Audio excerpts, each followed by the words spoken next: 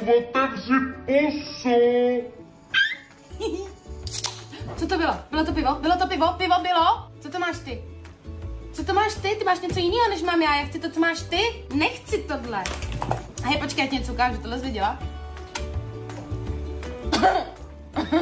Ne, ne, ne, nechci to. Nechci to.